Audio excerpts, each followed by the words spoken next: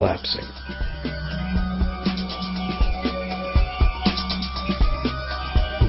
What can we do about this downright scary situation?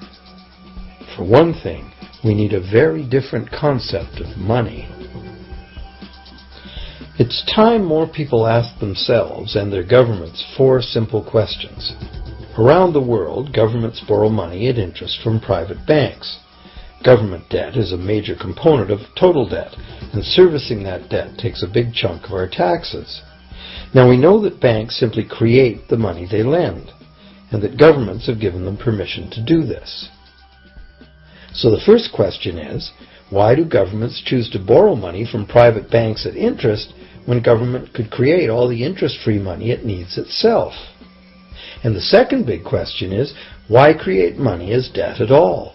Why not create money that circulates permanently and doesn't have to be perpetually re-borrowed at interest in order to exist? The third question, how can a money system that can only function with perpetually accelerating growth be used to build a sustainable economy? Isn't it logical that perpetually accelerating growth and sustainability are incompatible? And finally, what is it about our current system that makes it totally dependent on perpetual growth? What needs to be changed to allow the creation of a sustainable economy? At one time, charging any interest on a loan was called usury and was subject to severe penalties, including death. Every major religion forbade usury. Most of the arguments made against the practice were moral. It was held that money's only legitimate purpose was to facilitate the exchange of real goods and services. Any form of making money from simply having money was regarded as the act of a parasite or of a thief. However, as the credit needs of commerce increased, the moral arguments eventually gave way to the argument that lending involves risk and loss of opportunity to the lender, and therefore attempting to make a profit from lending is justified. Today, these notions seem quaint. Today, the idea of making money from money is held as an ideal to strive for. Why work when you can get your money to work for you? However, in trying to envision a sustainable future, it's very clear that the charging of interest is both a moral and a practical problem. Imagine a society and economy that can endure for centuries because, instead of plundering its capital stores of energy, it restricts itself to present-day income. No more wood is harvested than grows in the same period. All energy is renewable, solar, gravitational, geothermal, magnetic, and whatever else we discover. This society lives within the limits of its non-renewable resources by reusing and recycling everything, and the population just replaces itself.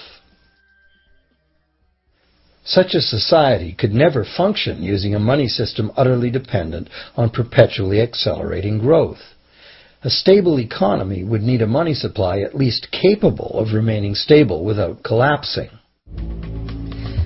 Let's say the total volume of this stable money supply is represented by this big circle.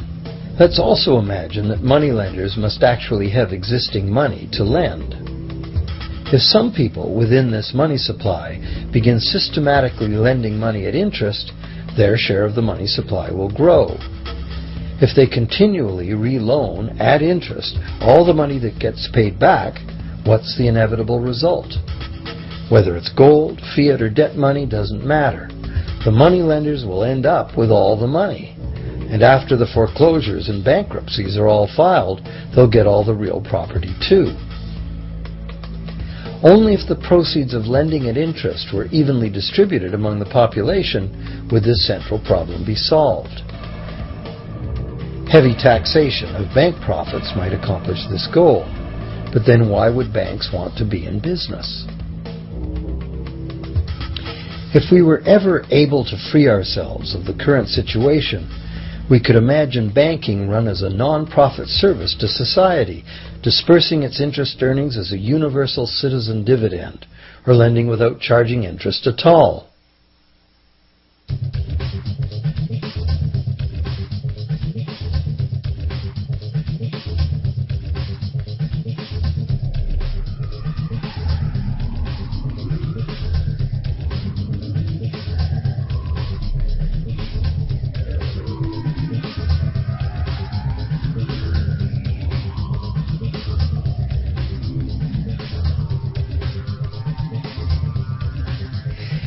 If it is the fundamental nature of the system that causes the problems, tinkering with the system cannot ever solve those problems. The system itself must be replaced.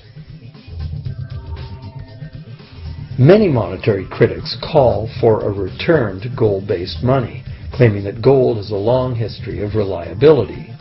They ignore the many scams that can be played with gold, shaving coins, debasing the metal, cornering the market, all of which were abundantly practiced in ancient Rome and contributed to its fall. Some advocate silver, it being more abundant than gold and therefore more difficult to corner. Many question the need to bring back precious metals at all. No one wants to go back to carrying heavy sacks of coins to go shopping.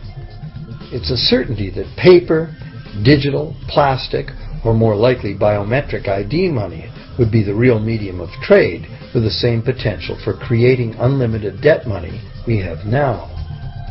Beyond that, if gold again became the sole legal basis of money, those who have no gold would suddenly have no money. Other monetary reform advocates have concluded that greed and dishonesty are the main problems, and that there may be better ways to create an honest and equitable money system than returning to silver or gold.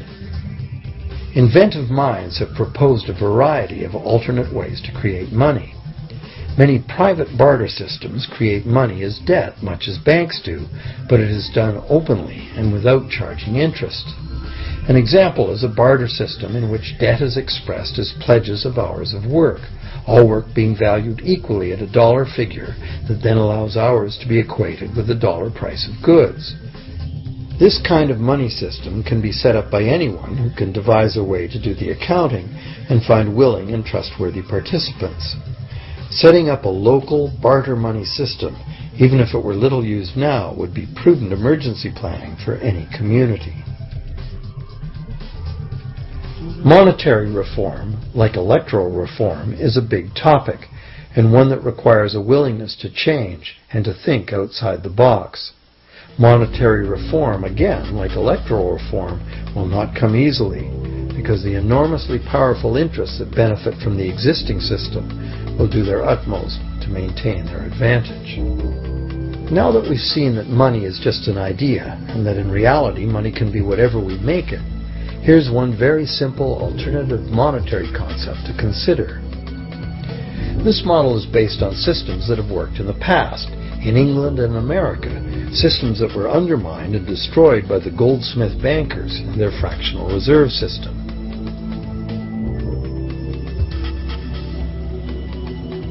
To create an economy based on permanent interest-free money, money could simply be created and spent into the economy by the government, preferably on long-lasting infrastructure that facilitates the economy, such as roads, railroads, bridges, harbors, and public markets.